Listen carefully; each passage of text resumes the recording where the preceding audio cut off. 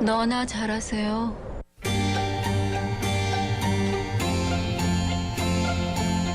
자, 이슈를 친절하게 풀어드리죠. 양미숙의 친절한 미숙씨, 부산 참여연대 양미숙 사무처장 스튜디오에 함께합니다. 어서 오십시오. 어서 오십시오. 예, 안녕하십니까. 예, 시의회가 11월 5일 정례회를 시작했습니다. 네. 다음 날인 11월 6일부터 상임위에서 2024년 행정사무감사를 시작했다고 하는데 행정사무감사 이게 어떤 활동입니까? 예, 뭐 부산도 이번에 국정감사를 했었죠. 국토위랑 그다음에 이제 행안위 예, 예. 그것처럼 국회에 국정감사가 있듯이 시의회는 행정사무감사가 있는 것입니다. 시의 입장에서는 1년 중 가장 중요한 의정 활동이고요. 그렇다면 이제 집행부는 자료 제출, 그다음에 의원들이 계속되는 질의와 질책으로 힘든 시기를 할 수 있습니다. 보통 국감에서 수많은 정부와 문제 제기가 되는데 이번 행감에서는 부산시에서 부산시의 문제를 제대로 지적하고 해결 방안을 좀 도출해서 네네. 시민들의 좀 이제 이번에 정말로 시의회가 제대로 역할을 하구나 하는 모습을 보여주기를 좀 기대하고 있습니다. 네, 예. 11월 6일이면은 그저께부터 시작이네요. 그죠? 행정사무감사. 네네, 수요일부터 시작했습니다. 예, 그래 이렇게 부산시 의회가 1년간의 부산 시정에 대해서 감사를 네. 하는 건데 그렇다면 아무래도 다른 의제가 참 많을 것 같거든요. 네.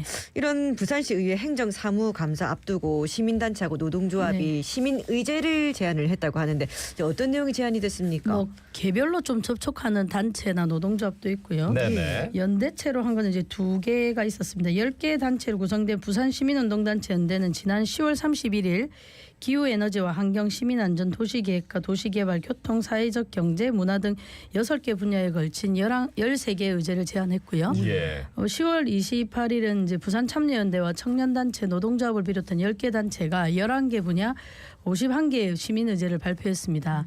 그 내용을 간단하게 살펴보면 네네. 난개발 6개, 시장 공략 시책 사업이 5개, 시민안전 7개, 청년 4개, 주거 2개, 노동 일자리 8개, 교통 3개, 복지 8개, 환경 2개, 교육 5개 등 총 51개가 제안이 되었고요. 네네.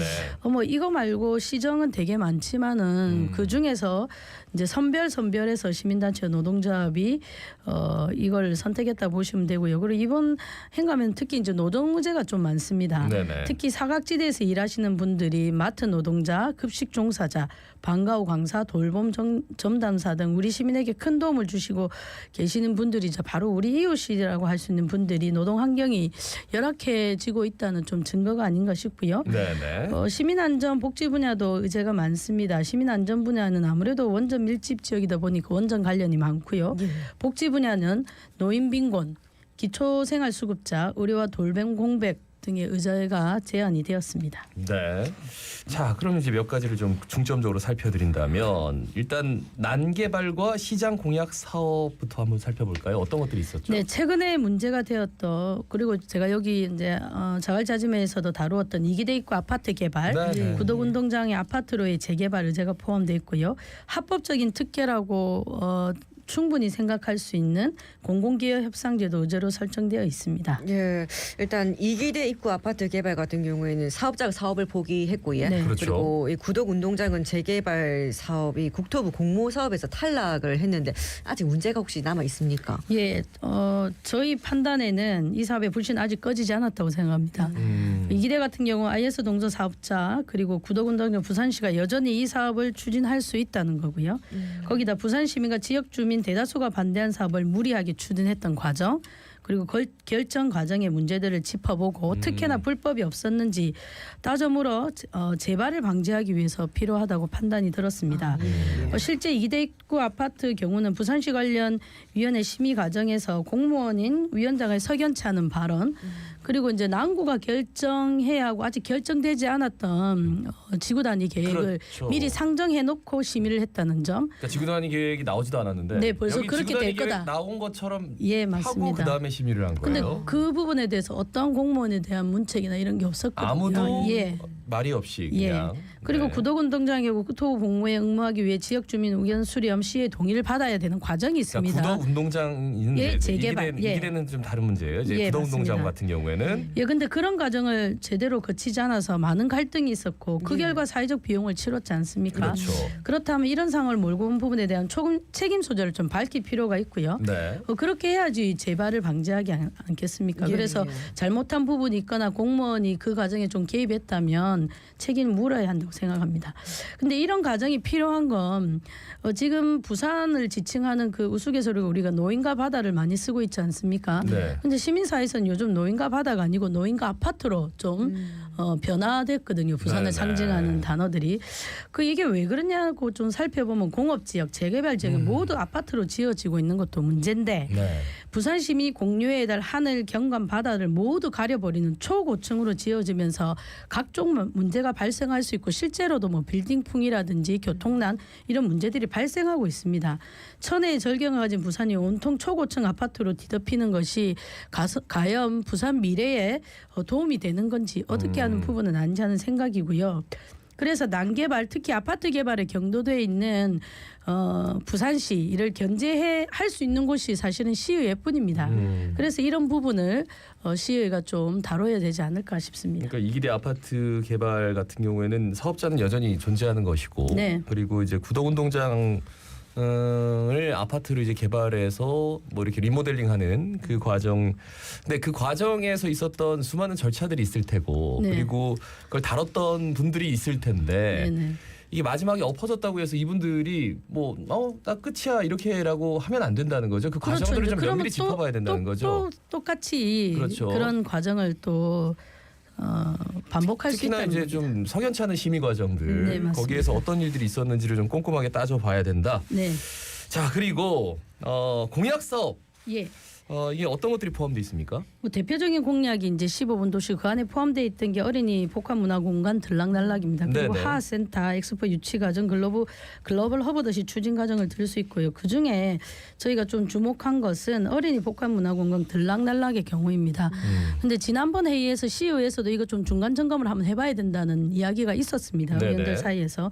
지금 상황이 어떠냐면 100개소가 지어졌습니다. 100개소에 1,050억 가량이 투입됐고요. 네네. 이후에 200개소가 더 추가된다고 하거든요. 그럼 여기에 추가로 투입되는 예산이 2,700원입니다. 그러면 전체 다 합치면 한 4천억 정도 되는 4천억 거죠. 원. 예. 근데 예산은 한정돼 있고 대부분 예산이 다 경쟁 예산이지 않습니까? 네네. 인건비나 이런 것 운영비. 그리고 지금 올해는 뭐 일괄적으로 모든 부분에 10% 예산 삭감한다는 소문도 있습니다. 그리고 이제 지역의 작은 도서관은 뭐 이런 것 때문인지 모르겠지만 지원이 끊겨져 운영이 어려운 상황입니다.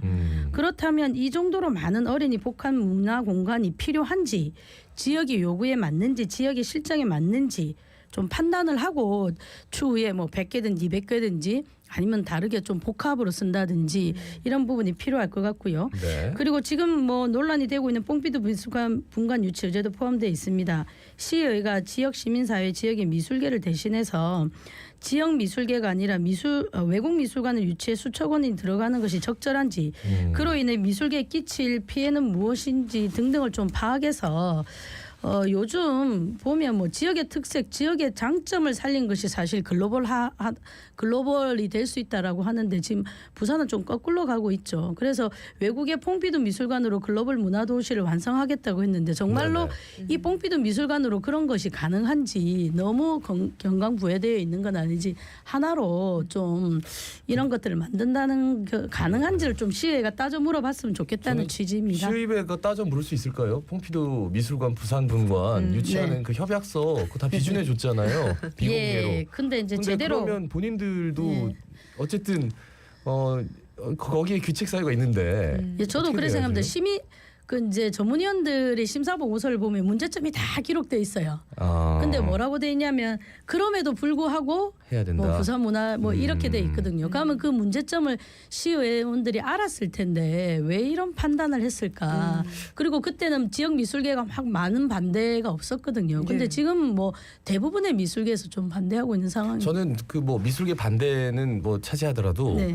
그 비준한 협약서 내용을 프랑스어와 영어밖에 안 하고 한국말 버전이 없다는 게 예.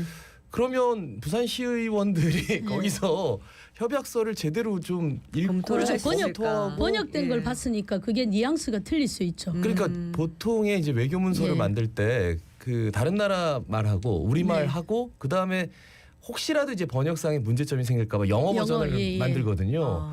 근데 프랑스어고 영어밖에 없고 우리나라 말 버전이 없다는 게 저는 그래서 이제 시의회에서 얼마만큼 잘 예. 검토가 됐을지 안 그래도 어제 그 우리가 거기에 미술계랑 대해서? 예, 자담회를 했었는데 예. 그때 이제 변호사님이 한 분 나오셔서 예. 법적인 주권이 좀 많이 침해된 것 같다 이런 말씀을 하셨습니다. 그리고 이제 큰일 났죠. 프랑스법에 의해서 준거가 되고 한글 협약서는 없고 예, 근데 네. 이게 지금 MOU이기 때문에 본계약에 들어갈 때 보통 여기를 근거로 해서 또 작성되면 실제로 만약에 정말로 그래 된다면 좀 법적인 문제가 좀 우리가 불리할 수도 있는 거지. 그렇다고 자, 생각합니다. 그러면 이제 청년 관련 의제 어떤 네. 것들이 있습니까? 뭐 청년 관련 의제는 늘 지역 소멸과 함께 다뤄지고 있지 않습니까? 네네. 근데 이제 네. 박형준 시장 취임 이후 한번 보시면 2022년이 6,638명 그리고 2023년이 6,802명, 2024년 8월까지입니다. 올해 8월까지가 4,063명의 청년 유출이 되었습니다. 그래서 이런 문제를 포함했고요. 근데 이제 청년 유출을 막는 것도 필요하지만 부산에 거주하고 있는 청년 그리고 부산으로 유입되는 청년들의 삶의 질을 높일 수 있는 정책도 필요하고 네네. 그리고 지금 기존의 기술 창업 지원, 청년 멘토당, 기업이 부재한 상황에서 청년 기업 인재 양성 채용 트랙과 같은 기존 사업을 그대로 진행하는 방식에 머물면서 일자리나 그리고 또 부산과는 전혀 다른 주거 문제 해결로는 청년 유출을 막을 수 없다.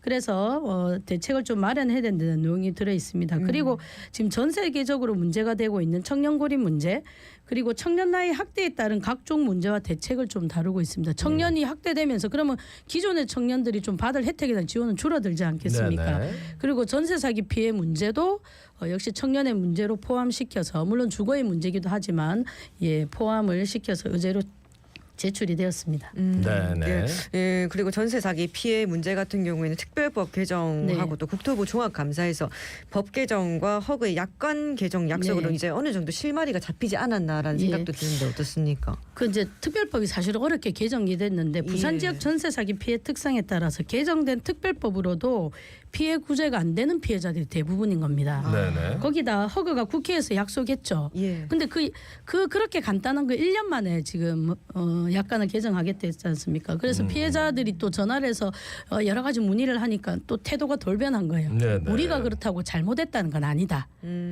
우리가 배임을 피하기 위해서 약관을 개정하겠다고 한 거지 잘못하지는 않았다. 이렇게 발언했고요.